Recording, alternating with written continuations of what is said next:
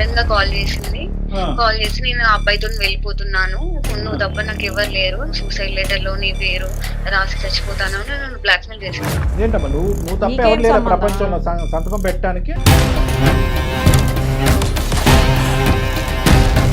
Almost నా life end అయ్యే situation లో ఉన్నా madam. It is no reasons to use the word death అమ్మా. అంత పెద్ద మాట మాట్లాడే ముందు నీ వయసు ఎంతమ్మా? 19 years. 19 yearsకే 90 అనుకుంటున్నావా నువ్వు? ఏం నీ అంబిషన్ ఏంటి లైఫ్లో? ఏం చేయాలనుకుంటున్నారు? సాక్షి సంతకాలు పెట్టడం. ఎవరు నాతో ఇంట్లో మాట్లాడని కూడా మాట్లాడలేదు సార్. ఏది ఈ దెబ్బకే?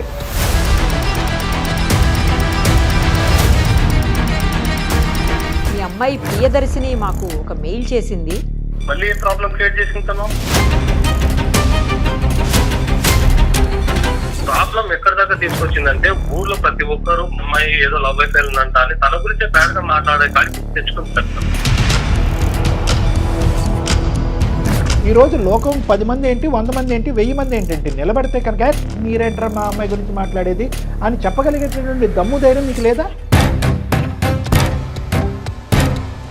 ఎప్పుడైనా మీ కల్లో అయినా కూడా మీ అమ్మాయికి 19-20 సంవత్సరాలకు పెళ్లి చేస్తారని మీరు ఎప్పుడన్నా అనుకున్నారా? అనుకోలేదు సార్, కానీ ఇలాంటి ప్రాబ్లం వస్తుందని కూడా అనుకోలేదు కదా సార్. ప్లీజ్ నాన్న, ఒక్కసారి నాకు ఛాన్స్ ఇచ్చి చూడండి నాన్న, ప్లీజ్. అమ్మా చదువుకోండి అమ్మా ఫస్ట్.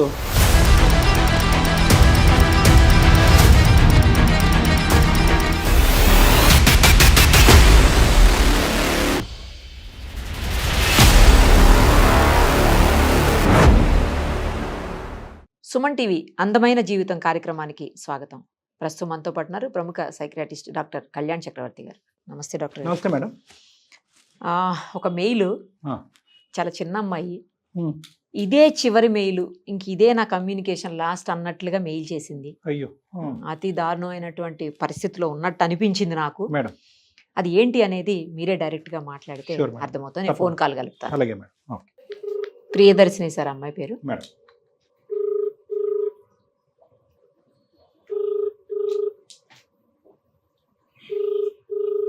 హలో. హలో, ప్రియదర్శిని అండి? అవునండి.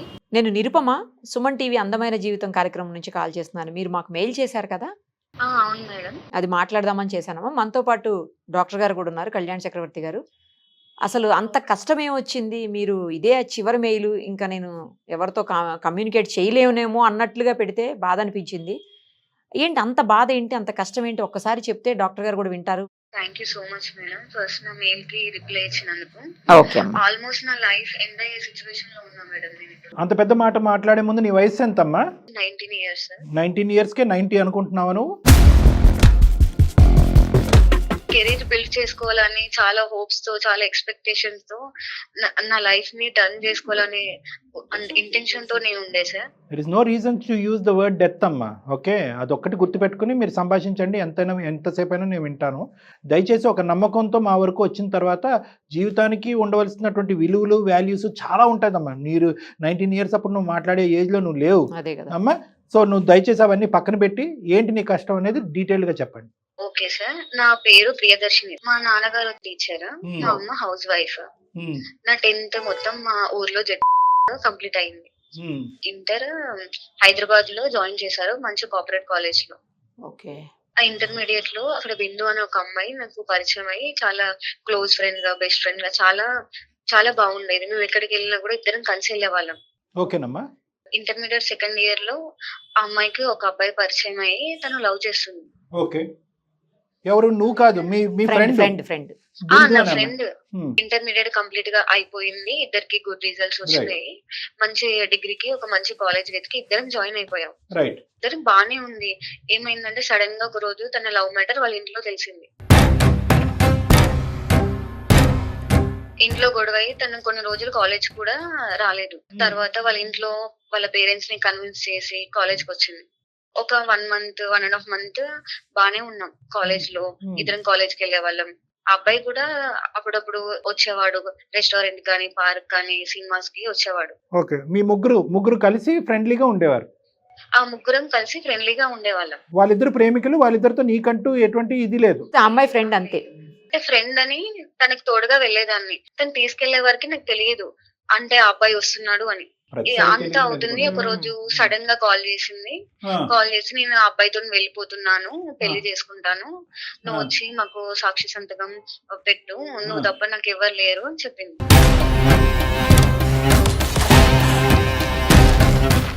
ఈ వయసులో ఏంటి మీరు పెట్టే సంతకాలు ఏంటి? సర్లేండి. లేదు నేను రాలేను, మా ఫాదర్ అస్సలు ఒప్పుకోరు, నన్ను చంపేస్తాడు, నేను అసలు ఈ విషయంలో నీకు హెల్ప్ చేయలేను అని చెప్పేసాను తనకి. ఓకే. సో ఫ్రెండ్షిప్ అయితే ఉంటుంది కానీ సంతకాలు గింతకాలు పెట్టను అని చెప్పేసావు. చెప్పేశాను. Okay, nice. తను ఆ టైంలో నాకు నువ్వు తప్ప ఎవ్వరు లేరు, నేను ఆ అబ్బాయిని పెళ్లి చేసుకుంటాను, ఆ అబ్బాయి లేకుండా ఉండలేను, చచ్చిపోతాను అని ఎమోషనల్ గా నన్ను బ్లాక్మెయిల్ చేసింది. సూసైడ్ చేసుకుంటాను, సూసైడ్ లెటర్ లో నీ పేరు రాసి చచ్చిపోతాను అని నన్ను బ్లాక్మెయిల్ చేసింది. ఇదేంటమ్మా నువ్వు తప్ప ఎవరు లేరా ప్రపంచంలో సంతకం పెట్టడానికి? అయినా కానీ నువ్వు సంతకం పెట్టకపోతే ఆమె చచ్చిపోవటం? నాకేం చేయాలో అర్థం కాలేదు ఆ సిచ్యువేషన్ లో. సర్లే తన ఏజ్ కూడా 18+ కదా అని నేను సైన్ చేయడానికి ఒప్పుకున్నాను. నువ్వు సంతకం పెట్టావమ్మా? పెట్టాను సార్. ఓకే. తన మ్యారేజ్ కి నేను ఆ అబ్బాయి తరపున ఒక 2 ఫ్రెండ్స్ వచ్చారు. ఆ మ్యారేజ్ కంప్లీట్ అయింది, వాళ్ళు నన్ను హాస్టల్ దగ్గర దింపేసినారు సార్. మరి ఇష్యూ ఏంటమ్మా? నెక్స్ట్ డే వాళ్ళ పేరెంట్స్ వచ్చేసి ఈ మ్యాటర్ తెలిసి హాస్టల్ కి వచ్చినారు, మొత్తం గొడవ చేసినారు. ఇంత జరుగుతుంటే నాకేం చెప్పరా అని అడుగుతున్నారు. ఈ మ్యాటర్ అంతా కాలేజ్ దాకా వెళ్ళిపోయింది. కాలేజ్ దగ్గర మా నాన్నగారి నెంబర్ తీసుకున్నారు, డైరెక్ట్ మా ఇంటికి వెళ్ళి గొడవ చేసినారు మా ఊర్లోకి వెళ్ళి.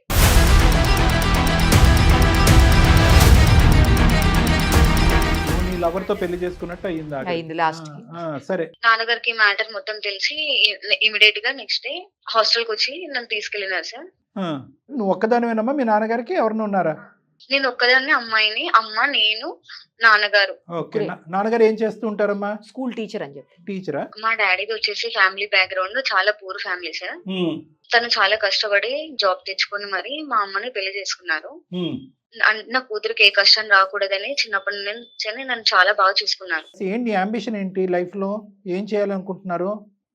సాక్షి సంతకాలు పెట్టడం? నేను చదువుకుంటూ సివిల్స్ కి ఇట్లా ప్రిపేర్ అవుతున్నా సార్. ఓకే. యూపీఎస్సీ రాయాలని ఉద్దేశం. ఈ టైంలో నాకు ఇలాంటి ప్రాబ్లమ్ ని ఫేస్ చేస్తున్నాను. సరే, ఈ ప్రాబ్లం నువ్వు ఫేస్ చేయడం కాదు, ఆ అమ్మాయి ప్రాబ్లం లో నువ్వు అనాలోచితంగా దిగేవు. అది నీ ప్రాబ్లం కాదు. నువ్వు ఏదో యూపీఎస్సీ ఐఏఎస్ ఐపీఎస్ ఆఫీసర్ అంటే కనుక నువ్వు ఎక్కడ పడితే అక్కడ సంతకాలు పెట్టేటప్పుడు మీ నాన్నగారు తల ఎక్కడ పెట్టుకోవాలో అతనికి అర్థం కావట్లేదు, ఉన్న పరువు కాస్త పోయింది. ఇప్పుడు మీ నాన్నగారు రియాక్షన్ చెప్పమ్మా, చాలు మాకు అర్థమైంది. మా నాన్నగారు నాకు పెళ్లి చేద్దామని అనుకుంటున్నారు సార్. ఏది ఈ దెబ్బకే? ఊర్లో పరవంతా పోయింది సార్. చిన్నప్పటి నుంచి నన్ను అల్లారు ముద్దుగా చూసుకొని గౌరవంగా ఉంటున్నారు సార్ ఊర్లో. అది కరెక్టేనమ్మా, కానీ ఇలా నువ్వు పెట్టడం వల్ల అవమానంకి గురయ్యావు కాబట్టి నీకు పెళ్లి చేయటం ఏంటి?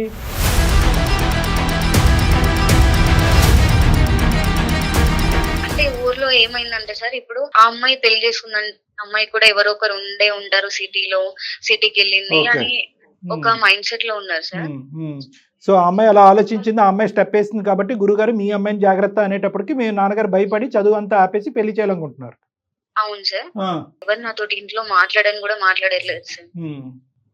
నాకు పెళ్ళొద్ది ఎంత చెప్పినా కూడా వినట్లేదు సార్. పెళ్లి ఇష్టం లేదు, బాగా చదువుకోవాలి. 19 years చదువుకోవాలని అనుకుంటున్నావు, జస్ట్ ఒక తప్పు. అవును సార్. తప్పు అని కూడా మనం అనలేండి. నీ ఫ్రెండ్ ని కాపాడుకోవాలి, అమ్మాయి సూసైడ్ చేసుకుంటుంది కాబట్టి ఆ ఫ్రెండ్షిప్ ని ఆ ప్రేమను కాపాడుకోవడం గురించి మీరు వెనక ముందు ఆలోచించకుండా నాన్నగారు ఎలా రియాక్ట్ అవుతారని చూడకుండా, ఎందుకంటే నువ్వు సంతకం పెట్టావంటే వాళ్ళు రిజిస్టర్ ఆఫీస్కి వెళ్ళి ఎవరెవరు సంతకాలు పెట్టారని అంటారు. వాళ్ళిద్దరు పెళ్లి అయిపోయింది, వీళ్ళు చేయడానికి ఏమీ లేదు. ఆ తల్లిదండ్రులు వాళ్ళు వచ్చి నీ మీద దుంకారు. ఇప్పుడు ఏంటంటే వాళ్ళ కసి కోపం అంతా కూడా అక్కడ తీర్చుకోలేక నేమే తీర్చుకుంటున్నారు. ఇప్పుడు అది కాస్త మీ నాన్నగారి వరకు చేరి పెళ్లి వరకు వచ్చింది. అమ్మ ఉద్దేశం కూడా అదేనా? అవును సార్. ఇప్పుడు వాళ్ళంతా బానే ఉన్నారు సార్, నా లైఫ్ మాత్రమే కొలాప్స్ అయింది.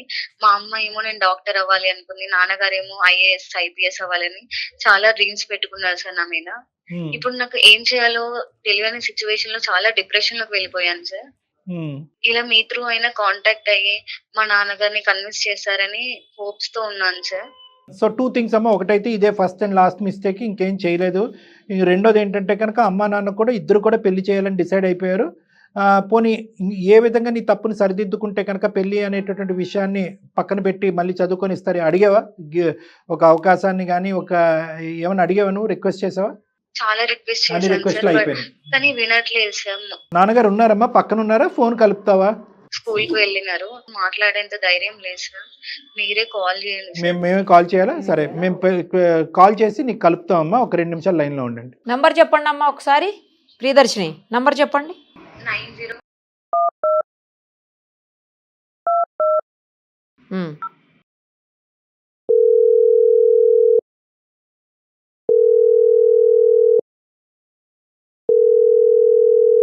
హలో, హలో, రఘు గారేనా అండి? ఎవరు? నేను నిరుపమ అండి, సుమన్ టీవీ అందమైన జీవితం కార్యక్రమం నుంచి మాట్లాడుతున్నాను. నాతో పాటు డాక్టర్ కళ్యాణ్ చక్రవర్తి గారు కూడా ఉన్నారు. మీ అమ్మాయి ప్రియదర్శిని మాకు ఒక మెయిల్ చేసింది. మళ్ళీ ఏ ప్రాబ్లం క్రియేట్ చేసింది తను? అయ్యో, ఏ ప్రాబ్లమ్ క్రియేట్ చేయలేదండి, ఉన్న ప్రాబ్లమ్ని సాల్వ్ చేయమని చెప్పి మమ్మల్ని రిక్వెస్ట్ చేస్తూ మెయిల్ పెట్టింది.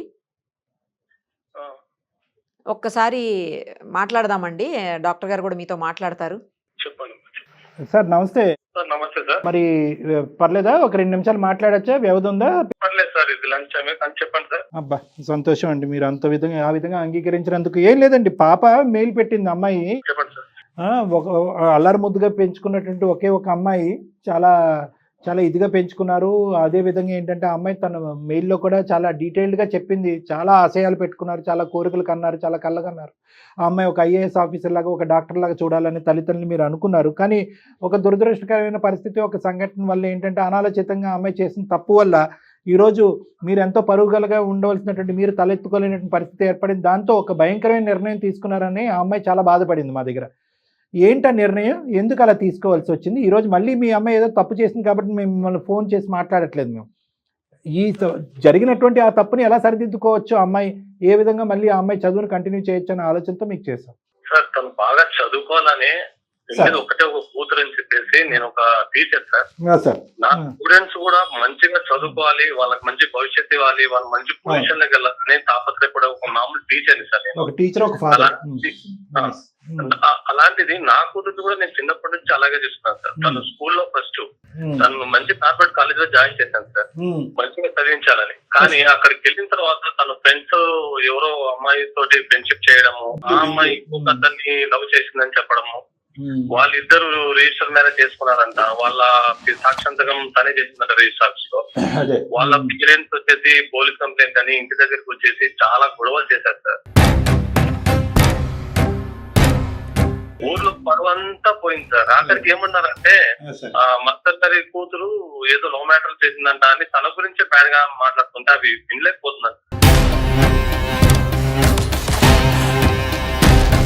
అందుకే తను కాలేజ్ మానిపించేసి ఇంటికి తీసుకొచ్చాను. నాకు తెలిసిన దగ్గర సంబంధం చూసి పెళ్లి చేయాలని ఫిక్స్ అయ్యాం సార్. ఆఖరికి ఊర్లో జనాలు కానీ స్కూల్లో స్టాఫ్ కూడా సార్, ఆఖరికి స్కూల్లో పిల్లలకే సరిగ్గా పాఠాలు చెప్పి ఇంత ఇచ్చేస్తున్నాడు, ఇంట్లో అమ్మాయిని చక్కగా చూసుకోలేదని కామెంట్ చేస్తున్నారు సార్. బ్యాక్ సైడ్ చాలా బాధగా ఉంటుంది సార్ అವೆಲ್ಲ కామెంట్స్ విన్నప్పుడు. కరెక్టే. మేము ఏమి అనలేము ఆ విషయం గురించి, ఏమనలేము. అలా కాదు సార్, ఒక మాట నేను మాట్లాడచ్చా? చెప్పండి సార్. అమ్మాయి ముందు నుయ్యి వెనకతలు గొయ్యి అనే పొజిషన్లో తను ఉంది. అది తప్పుగా అనుకుంటే తప్పే, ఘోరం తప్పు చేయకూడనటువంటి నేరం అనుకుంటే నేరమే. ఎందుకంటే ప్రాణ స్నేహితురాలు, ఇద్దరు కలిసిమెలిసి పెరిగారు, ఒకే కంచం ఒకే మంచం అన్నట్టుగా చాలా చక్కగా ఉండేటటువంటి వాళ్ళిద్దరిని. ఆ అమ్మాయి మీద ఎంత అయితే కనుక మీకు ఒక ఫీలింగ్ ఉందో అదే విధంగా మీ కూతురు మీద కూడా అంతే పాజిటివిటీ ఉంది అనేది ఆ అమ్మాయి మాటలో మాకు వినిపించింది. కానీ అదే అమ్మాయి వచ్చి ఈరోజు నువ్వెంతో నాకు ప్రేమించినటువంటి అబ్బాయి అంతే, ఆ అబ్బాయి ప్రేమ లేకుండా నేను బ్రతకలేని చచ్చిపోతాను అనేటటువంటి ఒక థ్రెట్ ఇచ్చేటప్పటికి ఈ అమ్మాయి ఏం వెంటనే ఒప్పుకోలేదండి. అది కూడా మీరు దయచేసి పెద్ద మనుషులుగా అర్థం చేసుకోవాలి. చాలా ఒత్తిడికి లోనైంది. చాలా ఒత్తిడికి లోనవటం వల్ల ఫైనల్గా ఇంక దిక్కుతోచినటువంటి పరిస్థితిలో స్నేహితురాల యొక్క ప్రాణాలు కాపాడాలని చెప్పి పెట్టినటువంటి సంతకమే. కానీ ఇదే ఆనవాయితీ ఇదే పద్ధతిగా లాస్ట్ 5-6 ఇయర్స్ బట్టి దగ్గరుండి రిజిస్టర్ మ్యారేజ్లు ఏమి మీ అమ్మాయి చేయట్లేదు. ఆ విషయం కూడా మీరు ఒకసారి ఆలోచించాలి సార్. తను ఫస్ట్ రోజే ఇలాంటి సిచ్యువేషన్ ఉంది అని చెప్పింటే దాన్ని ఏదో రకంగా సాల్వ్ చేయాలి. పాయింట్ అదే డిక్లేర్ చేయలేదు అమ్మాయి, చెప్పలేకపోయింది, భయపడింది. నాకు చెప్పింటే సార్ నేను ఏదో ఒకటి కన్విన్స్ చేస్తా, ఏదో ఒకటి మార్చో, లేకపోతే ఆ కాలేజ్ మార్చో, లేకపోతే తను ఏదైనా సర్ది చెప్పో, వేరే కాలేజీలో జాయిన్ చేయడం, అలాంటి ఫ్రెండ్స్ కు దూరంగా ఉండమని చెప్పడం ఏదో ఒకటి చేసేవాడిని సార్. కాకపోతే ప్రాబ్లం ఎక్కడి దాకా తీసుకొచ్చిందంటే ఊర్లో ప్రతి ఒక్కరు అమ్మాయి ఏదో లవ్ అఫైర్ ఉందంట అని తన గురించే బ్యాడ్ గా మాట్లాడే కాడికి తెచ్చుకుంది సార్.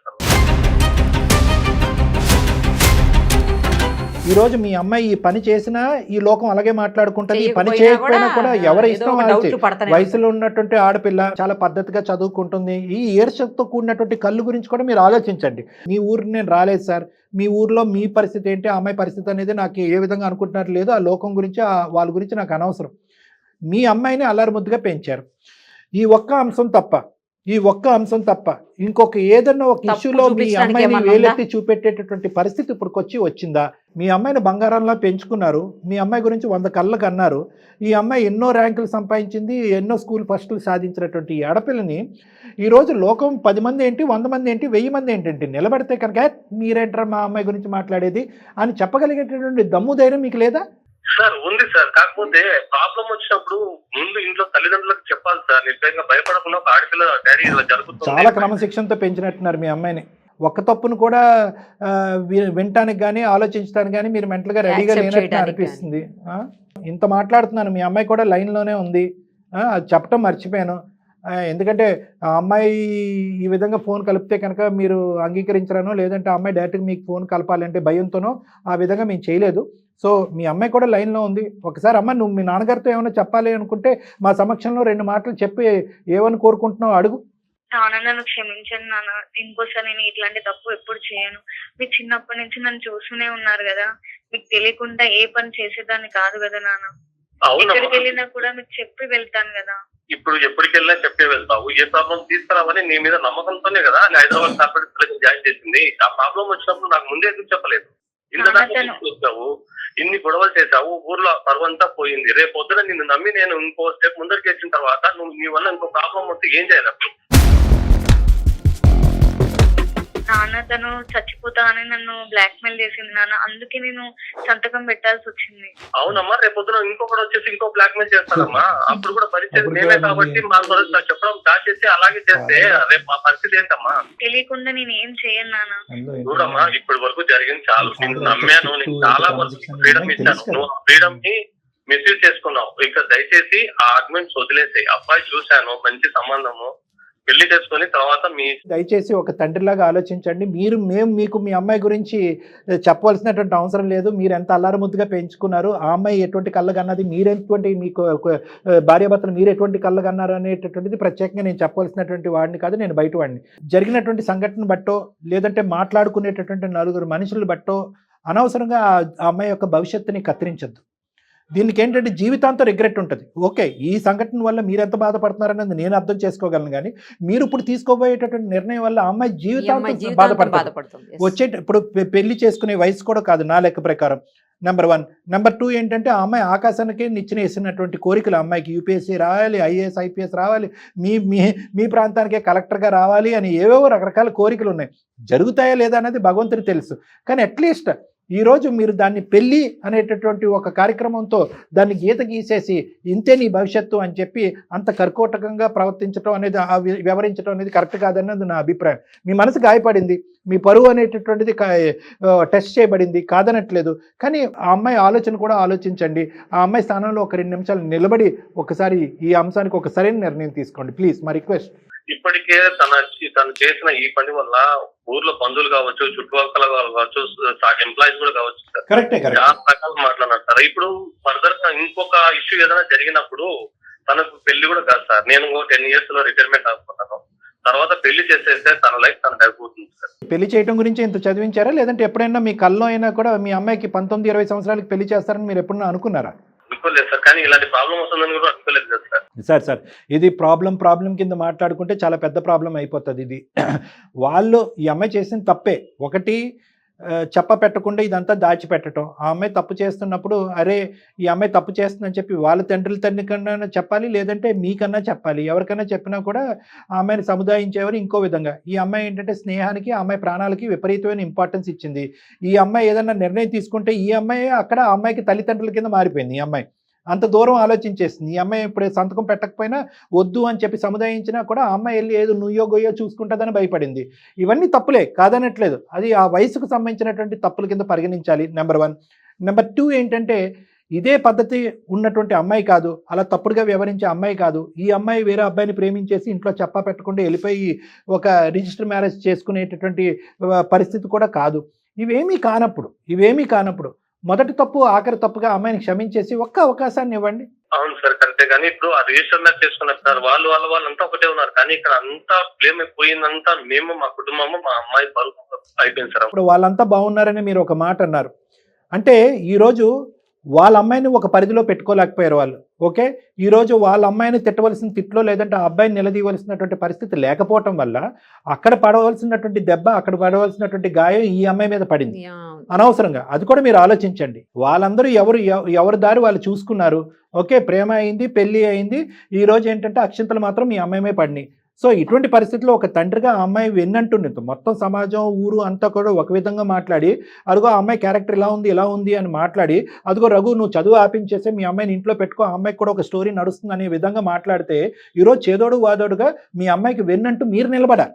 ఎందుకంటే ఇది మీ యొక్క సంబంధించినటువంటి అవమానమే కాదు, school first, college first, district first వచ్చినటువంటి ఒక ఆడపిల్ల మీద సమాజం మీకు బాగా తెలిసినప్పుడు సమాజం అంతా చీతు అని అంటూ ఉంటే కనుక ఈరోజు సమాజం మీరే కరెక్ట్ చెప్తున్నారు కాబట్టి ఇక్కడతో చదువుని కత్తిరిస్తాను, ముడుముళ్ళు వేపిస్తానని చెప్పి మీరు మాట్లాడటం అనేది సబబుగా లేదు రఘు గారు.